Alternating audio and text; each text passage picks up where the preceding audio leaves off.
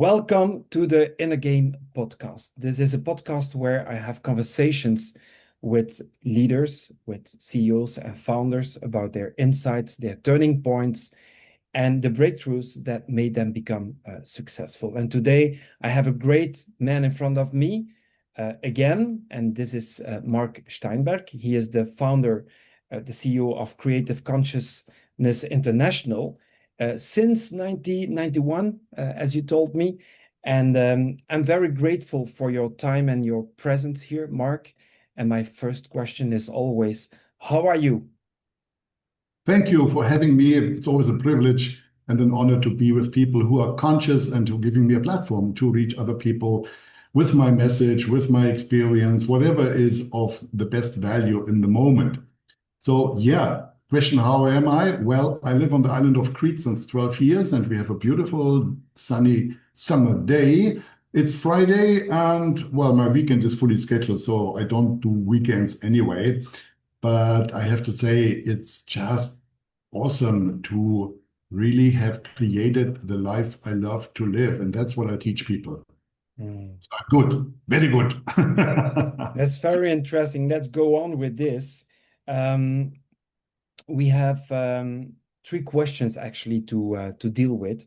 The first one, and since you are busy since 1991, is about leadership. So, Marc, what was leadership for you in the past that it's not true anymore today? Could you put some light on that? Thank you. Well, I started out as a solopreneur, an artist, acting, etc., until I found clarity with regard to what is my life's mission, why am I here, what's my soul's incarnation purpose, what is my most authentic self-expression, so that I really can tap into my potential and that I do not need to feel that I'm missing maybe the most important point of being alive. So once I found that, then I started with the programs and I was a solopreneur.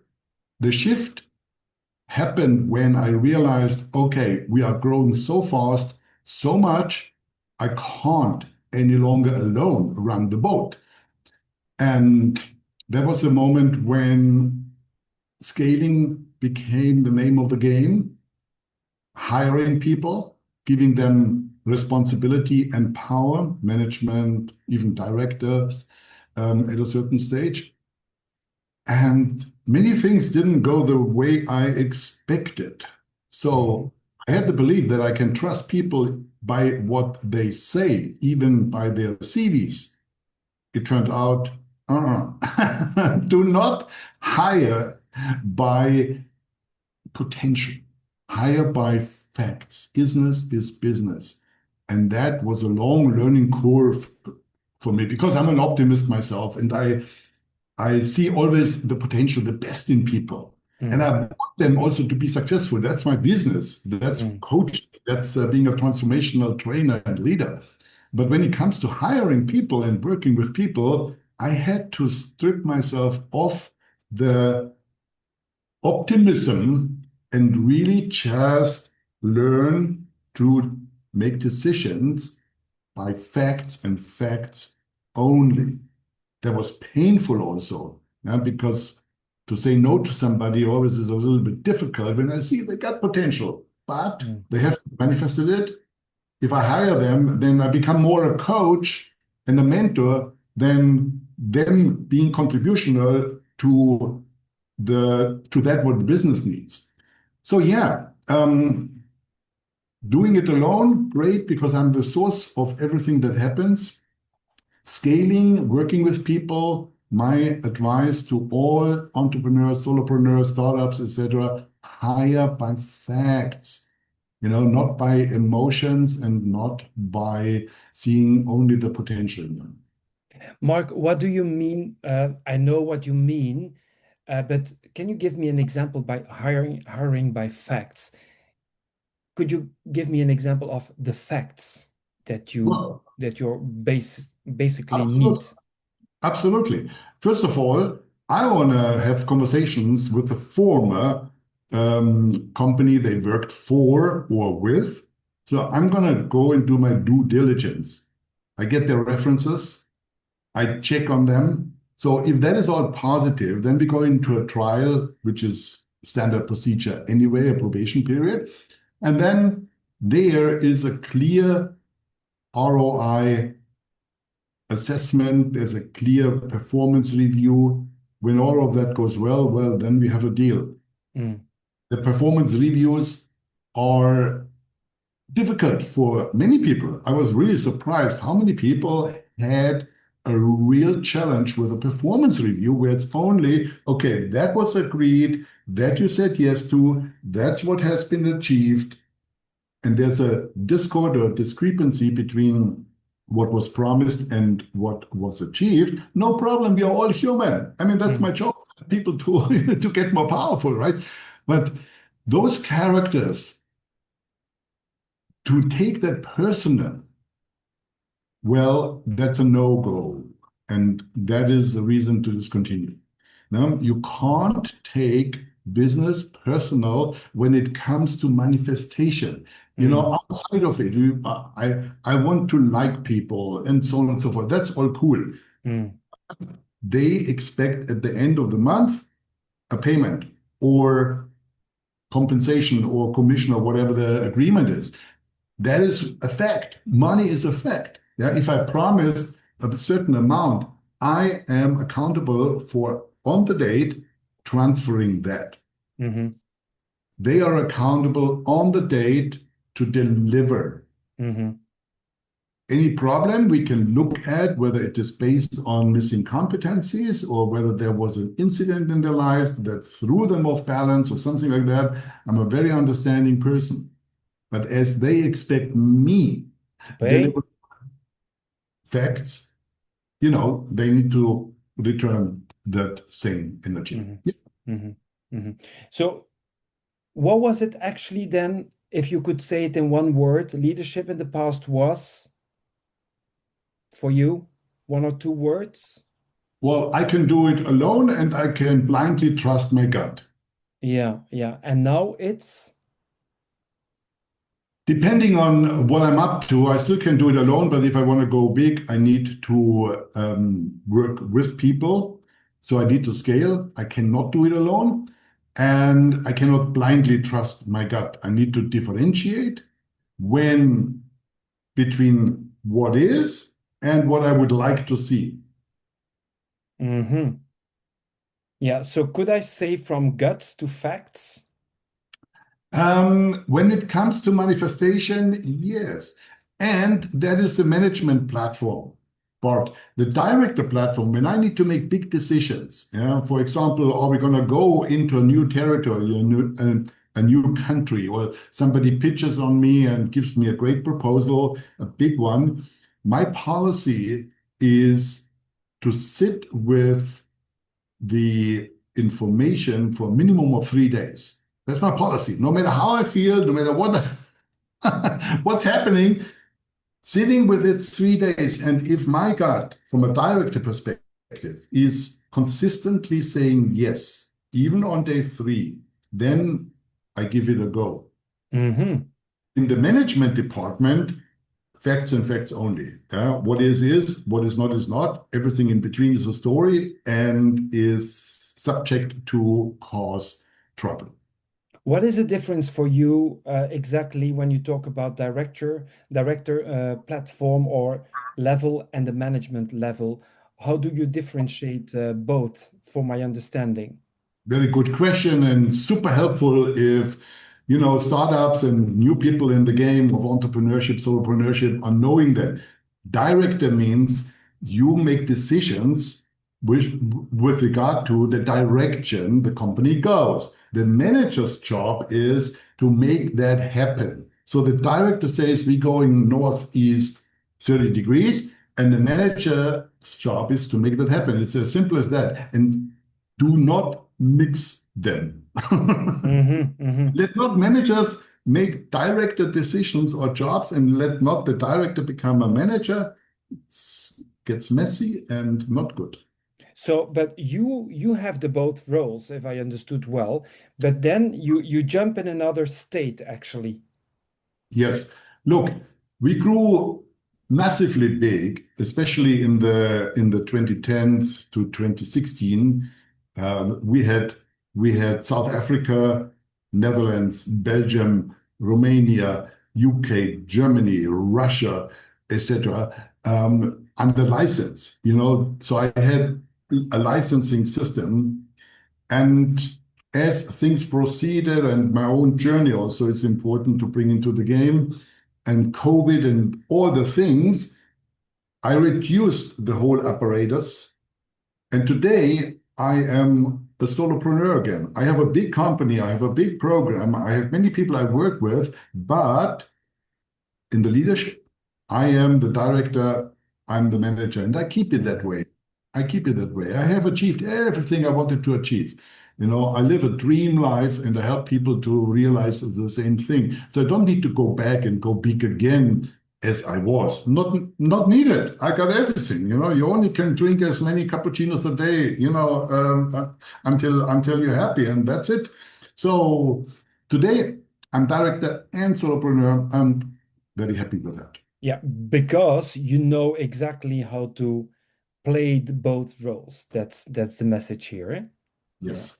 Very interesting. And when it comes to like one big shift in your life, one moment that changed your view and opinion on leadership, what happened? What was that turning point, that crucial moment?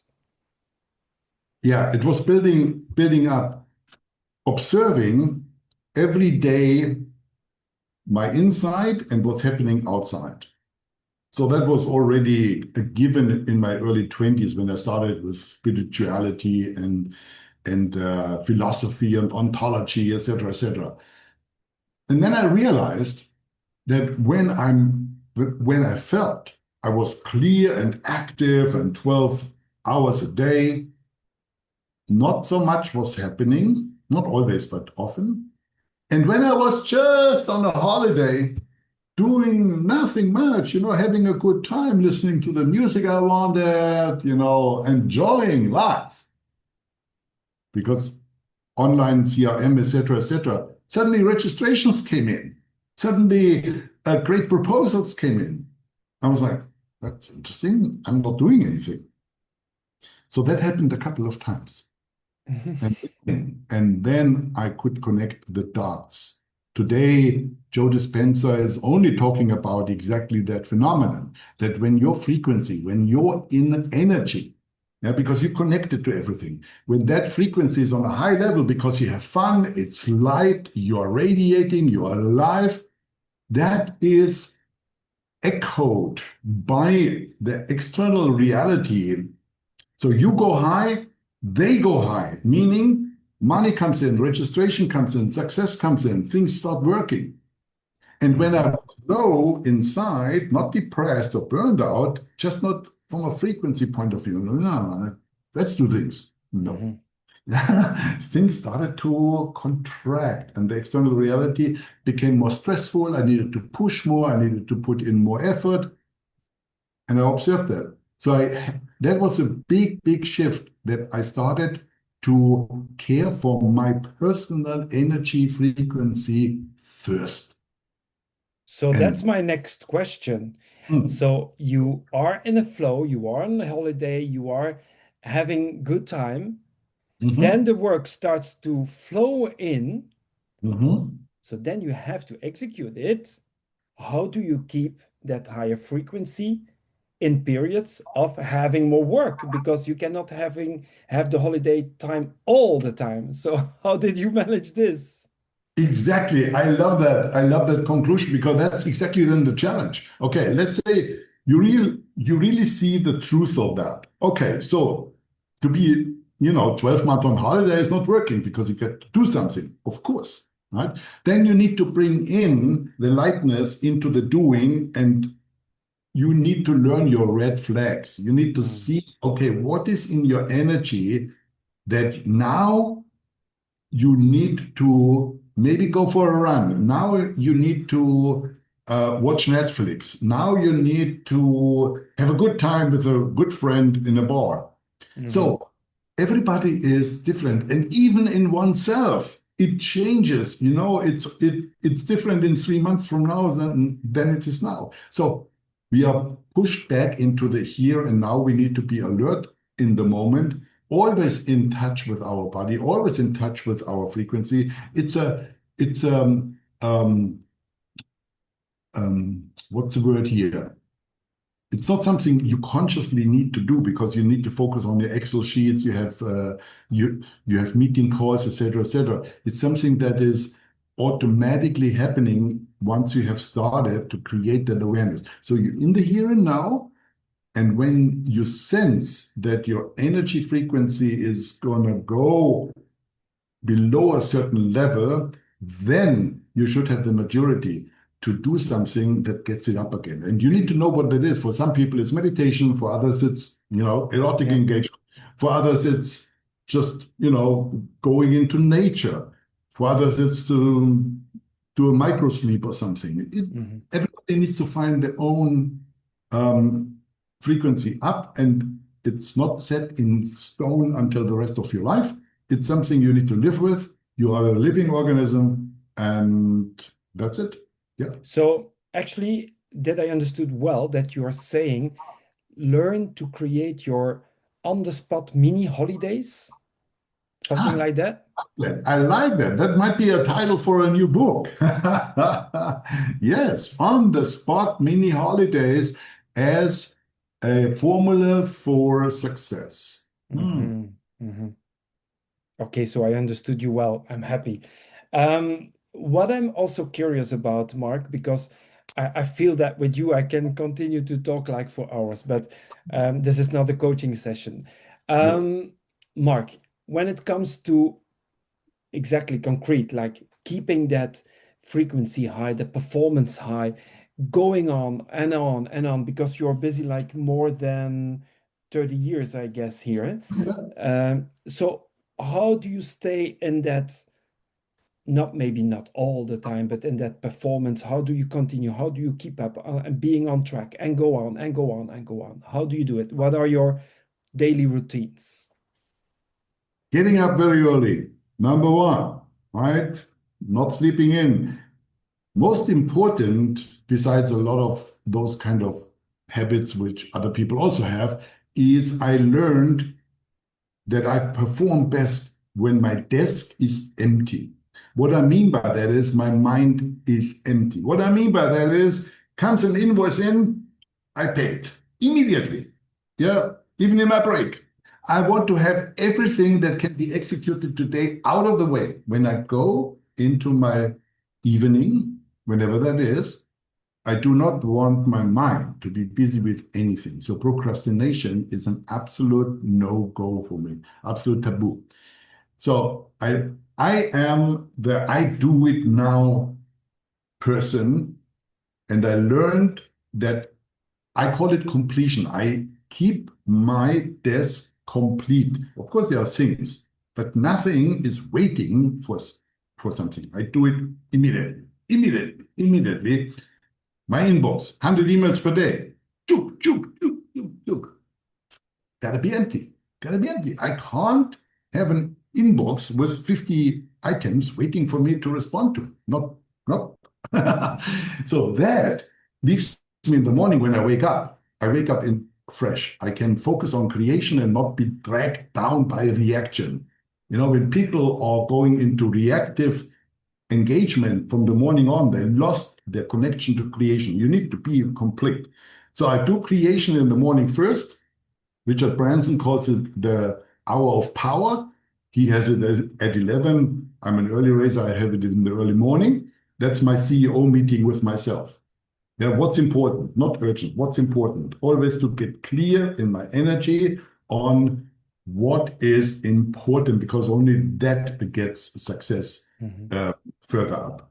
And then comes the management, then comes the execution, then comes doing the things during the day. Again, not leaving anything that can be done today for tomorrow. And then in the evening, I'm free and happy. And to complete my answer to your question, what gets me going since 35 years, and I was like that before, and I got up at 3 o'clock in the morning for over 25 years in my life. I changed that habit for a particular purpose, but that's what I did. People went crazy. My licensees, people I work with, their inbox was full with my emails when they started at 6 o'clock to look in the inbox because I was at 3 o'clock, 3 and a half. So that energy, that's my point. That energy comes from having stepped into my purpose, into that where I'm most authentic.